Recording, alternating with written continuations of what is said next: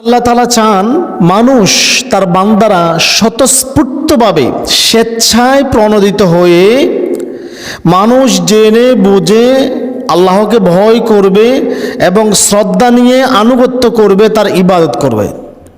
মানুষ চায় না আল্লাহ তাআলা চায় না অন্য সব প্রাণী যেমন কুকুর, বেড়াল, গরু, ছাগল, গাছপালা তারাও আল্লাহর ইবাদত করে, কিন্তু তারা ইবাদত করতে বাধ্য।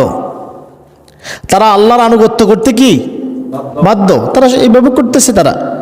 কিন্তু মানুষকে আল্লাহ স্বাধীন চিন্তা শক্তি দিয়েছেন আর বলেছেন, মানুষ তুমি জেনে বুঝে স্বেচ্ছায় প্রণোদিত হয়ে আমাকে ভয় করে শ্রদ্ধা নিয়ে আনুগত্য করে আমার ইবাদত করবে। আল্লাহ চান বান্দা স্বেচ্ছায় ইবাদত করো।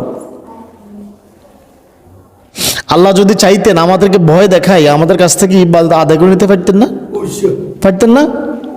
এই যদি আজকে জোহরের নামাজ আদায় না করো, জোহর দুপুর খানা বন্ধ, এমনটা করছে না তো? এমনটাও বলে নাই তুমি যদি 1 মাস নামাজ আদায় না করো তোমার ছেলে বর্ডারে নিয়ে যাব, একথা বলছে কখনো? আল্লাহ ভয় দেখায় নাই। আল্লাহ জানে ভয় দেখানো আনুগত্য বেশি দিন থাকে না। আল্লাহ মানুষকে স্বাধীন চিন্তা শক্তি দিয়েছি, কাউকে ভয় দেখাইলাম আমার দলে যোগ না দিলে তোর অবস্থা খারাপ। এতে ভয় যোগ দিল, কিন্তু পরে দেখলো আমার দল ক্ষমতায় আসলো না, এতে কি আমার দলে থাকবে? দল পাল্টায় ফেলবে না? আল্লাহ এমনটা চায় না। না বান্দা, আমি চাই তুমি আমাকে জেনে বুঝে স্বতঃস্ফূর্তভাবে আমার আনুগত্য করবে, আমাকে ভয় করবে, আমার ইবাদত করবে। আর মানুষ সৃষ্টির শ্রেষ্ঠ জ্ঞানী প্রাণী, এই জন্য আল্লাহ মানুষকে স্বাধীন চিন্তা শক্তি দিয়েছে। বান্দা তুমি আমাকে বোঝো, আল্লাহ কে, তার ক্ষমতা কি, তিনি কি করতে পারেন, তার হাতে কি আছে, তিনি আমাকে কেন সৃষ্টি করলেন, তুমি জেনে বুঝে আমি আল্লাহর ইবাদত করো। আর মানুষ স্বতঃস্ফূর্তভাবে স্বেচ্ছায় যেই সকল ইবাদত করে, এই ইবাদতের মধ্যে শ্রেষ্ঠতম ইবাদত হচ্ছে নফল রোজা। সুবহানাল্লাহ বলবেন না? ফরজ রোজা তো আপনি রাখতে বাধ্য, আল্লাহ আইন করে দিয়েছে, কিন্তু নফল রোজা কে আইন করছে? এখন নফল রোজা আল্লাহর সন্তুষ্টির জন্য আল্লাহকে ভয় করে রাখা হয়। স্বতঃস্ফূর্তভাবে ইবাদতের অন্যতম প্রমাণ হচ্ছে নফল রোজা, নফল সিয়াম। কেননা বান্দাকে জোর করে সম্মানের ভয় দেখিয়ে বিপদে ফেলে বেশি দিন তার আনুগত্য আদায় করা যায় না। আপনি যতদিন ক্ষমতা আছেন ততদিন হুজুর সালামও বুঝেন নাই?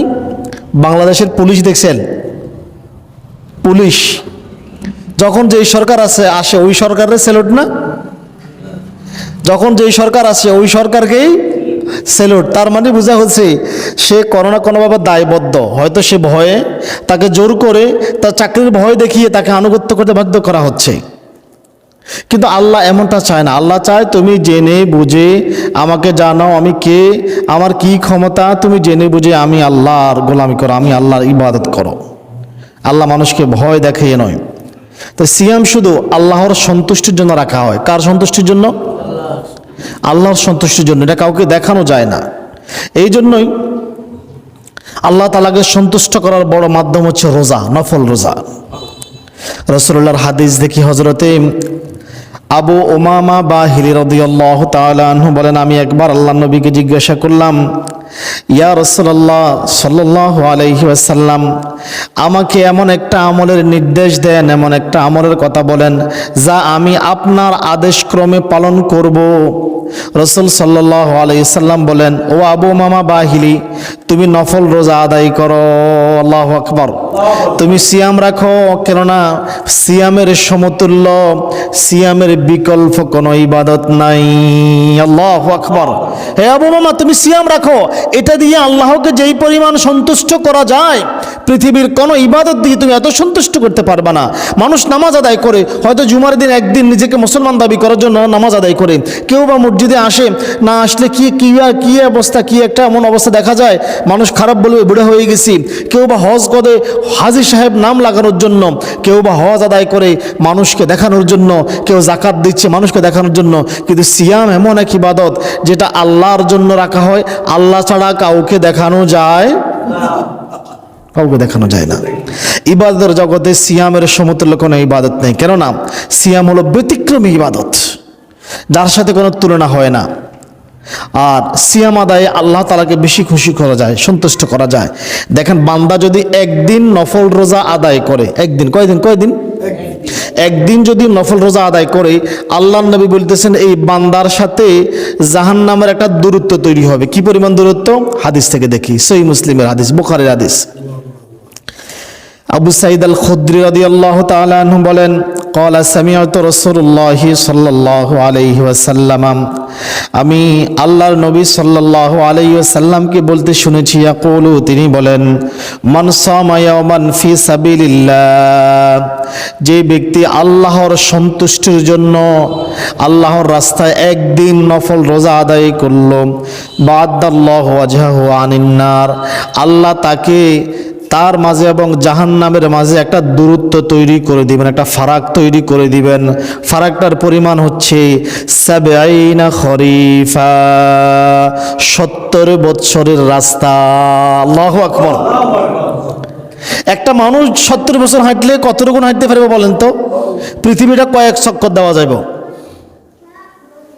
পৃথিবী কয়েক চক্কর মানে সে দিতে পারবে ৭০ বছর হাঁটলে। তার সাথে জাহান্নামের সাথে এমন দূরত্ব তৈরি হবে। দেখেন, এখানে কিন্তু ফরজ রোজার কথা বলা হয় না। কোন রোজার কথা বলা হয়েছে? কারণ ফরজ রোজা তো কার জন্য? পুরস্কার কে দিবে? তো আল্লাহ এটা বলে নাই কি পুরস্কার দিবে। কোরআন হাদিসে কথাও বলে নাই ফরজ রোজার পুরস্কার আমি এটা দিব, কথাও বলে নাই। বলছে পুরস্কার আমি দেব। কথা কি বুঝে আসছি? ফরজ রোজার পুরস্কার আল্লাহ দিবেন, কি দিবেন সেটা কিন্তু এটা ভিআইপি সারপ্রাইজ দিব আপনার ঘরে। কিয়ামতের দিন সারপ্রাইজ দিব, হাসরের দিন কি সারপ্রাইজ দিব আমার একটা ধারণা আর কি, আল্লাহ তো বলে নাই। আল্লাহ হয়তো বলবো, ইয়া সাইব এদিকে আসো। আল্লাহ ডাকি নিয়া মতে মতে জান্নাতের রাইয়ান নামক দরজার টিকিটটা দাঁড়াতে বলবো, যা বান্দা যা, জান্নাতে চলে যা। আল্লাহু আকবার। স্পেশাল পুরস্কার। সিয়াম হাদিসে দেখেন এই ৭০ খরিফা বলছেন, হাদিসের শেষ শব্দ হচ্ছে খরিফা। ৭০ ইয়াওমান বলে নাই। ৭০ ইয়াওমান বললে বুঝতাম ৭০ বছর। খরিফা আরবি শব্দ। আমরা যেরকম মনে করেন বৎসর বোঝানোর জন্য আমরা মাঘ মাস বলি, কিছু ক্ষেত্রে আমরা প্রয়োগ করি না, মাঘ মাস বলি বা স্কিমের সিজন বলি না আমরা। এটা বললে আমরা বুঝি কি এক বছর বুঝাইছে। বৈশাখ মাস বললে বুঝে কি কোন কাজে আর কি এক বছর।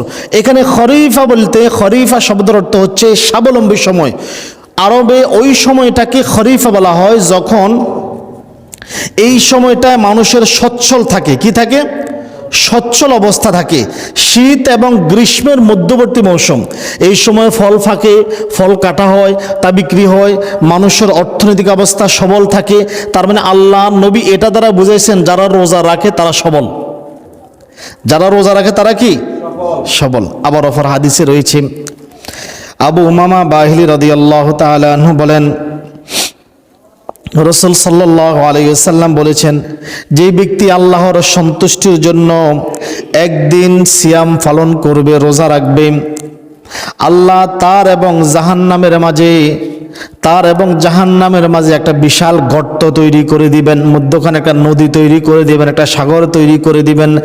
এই গর্ত, এই সাগর, এই নদীর দূরত্ব হবে আসমান এবং জমিনের দূরত্ব যতটুকু। আল্লাহু আকবার। পৃথিবীর মানুষ এখন আসমান স্পর্শ করতে পারে নাই। আমরা যদিও বলি ওই নীল আকাশ, আসলে আকাশ আমরা দেখি না। আকাশকে আমরা দেখি না, আমরা আকাশ দেখি না। আকাশ দেখার ক্ষমতা আমাদের এখনো হয় নাই। আমরা আকাশ দেখি না, আমরা আমাদের চাঁদটা কি হতো দিনের বেলায় স্পষ্ট দেখি না। কারণ এই মহাবিশ্ব ছোট নয়। এই যে আমরা যে পৃথিবীতে আছি, এটা একটা গ্রহ, এটা সূর্যের একটা গ্রহ, সূর্য একটা নক্ষত্র। এইরকম কোটি কোটি নক্ষত্র তারকা মিলে আমাদের একটা গ্যালাক্সি। আমাদের এই গ্যালাক্সির ব্যাস হচ্ছে কতটুকুন? ১,০০,০০০ লাইট ইয়ার্স, ১,০০,০০০ আলোকবর্ষ। এইরকম কোটি কোটি কোটি কোটি গ্যালাক্সি নিয়ে আমাদের ইউনিভার্স, আকাশগঙ্গা। মানুষ যতটুকু পর্যন্ত গবেষণা করতে পারছে, এরপরে বিজ্ঞানীরা বলতেছে আকাশ এটাই শেষ নয়, এইরকম কোটি কোটি কোটি ইউনিভার্স নিয়ে একটা মাল্টিভার্স, এই কোটি কোটি মাল্টিভার্স নিয়ে এরপরে সুপারভার্স, সেখানে যদি দূরবীন দিয়ে খোঁজা হয় আপনাকে আপনাকে আমাকে দূরের কথা আমাদের গ্যালাক্সিও খুঁজে পাওয়া যাবে না। কি পরিমাণ দূরত্ব আল্লাহ তাআলা তৈরি করে দিবেন, অর্থাৎ তার জাহান্নামে যাওয়াই অসম্ভব।